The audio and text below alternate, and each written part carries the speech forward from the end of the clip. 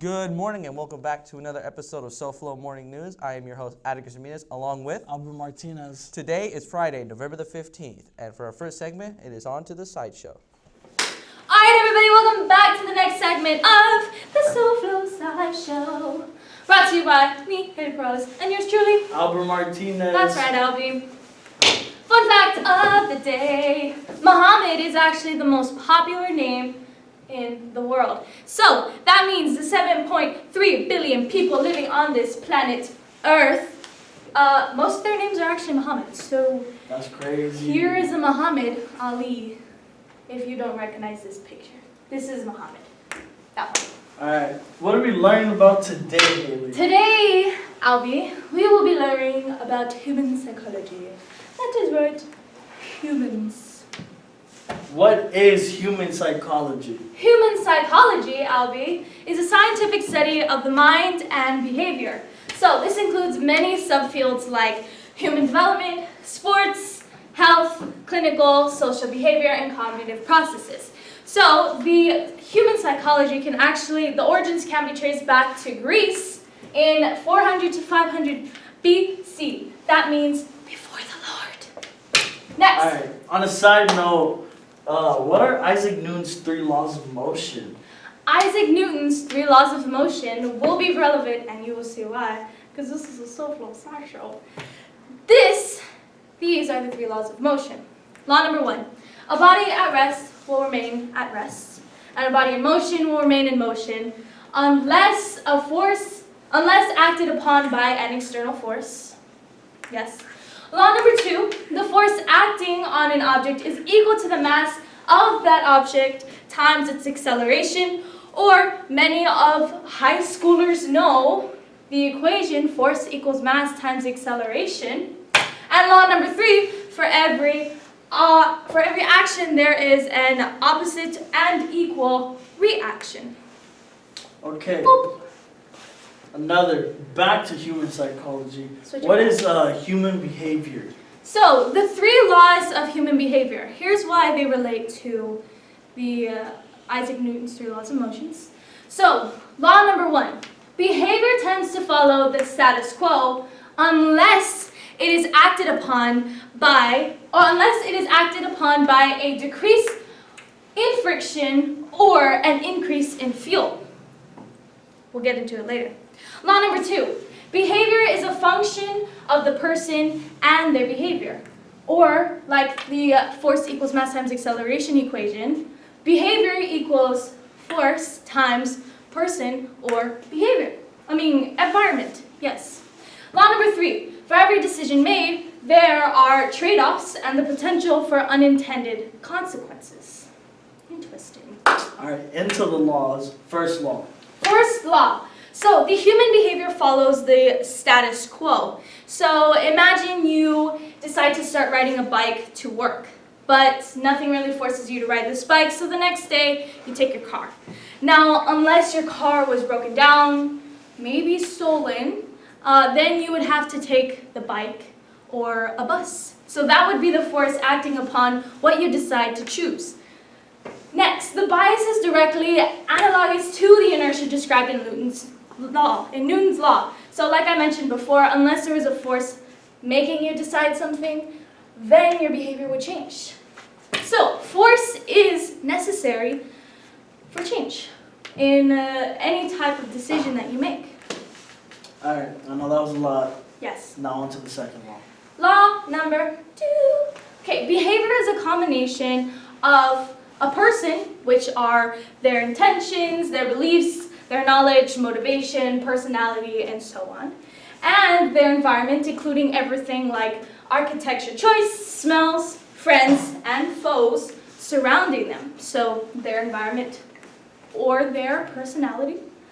So the law number 2 is the mixture of a person's behavior and environment that lead to a particular behavior being exhibited at a particular time and place.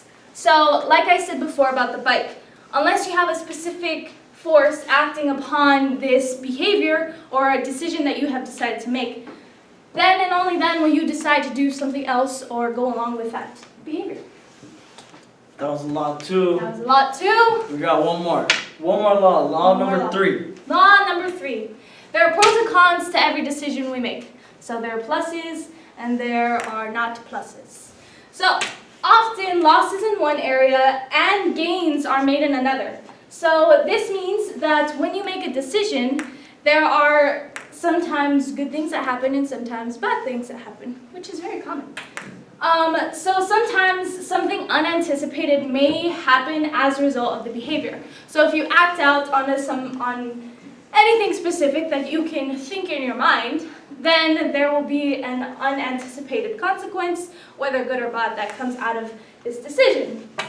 So something unanticipated may also happen to third parties as a result of behavior, which is very interesting. So if you are looking into these 3 laws of behavior, I suggest you look up human psychology.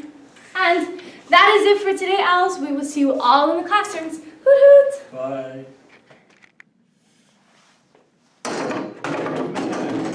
Is it just me, or is the weather crazy? Let me tell you something. Hi, I'm Isaac. First of all, Isaac Alfaro, and today is Jacket Day. Let me tell you something. You're gonna want to bring your jacket to school because it's that type of weather to wear a jacket like this one. So yeah, apparently we're gonna have a high of 64 degrees and a low of 36 degrees. Pretty crazy. I don't know about snow. I'm not the weatherman, or am I? Wear a jacket. Alright everyone, welcome to back to the Hinojosa Report. I am, as always, your co-host, Steven Hinojosa. We're going to kick things off with some domestic news and go into international news. Well, if you haven't noticed, here in San Antonio, it's been getting a little colder. And we're hitting those winter months, November and December, and unfortunately for us, those temperatures are dropping quick. Yes, I said quick. Well, here's the problem. You might be wondering, why is the temperatures dropping so quick? And unfortunately, we don't have the weatherman right now, but I'll be here to tell you. And the main factor is climate change, all right? Climate change is the main reason for these sudden drops in temperature. Well, unfortunately for us, here in Texas is not the only place that is suffering from the effects. Over in Italy, across the Atlantic Ocean, in the city of Venice, they have been subject to severe flooding. So much so that it is being recorded as the worst flooding in the last 50 years. If you haven't known, the city of Venice is actually technically sinking. What it means is that the city's elevation above sea level is continuing to drop. If you don't know, Venice is only about 3 feet above sea level.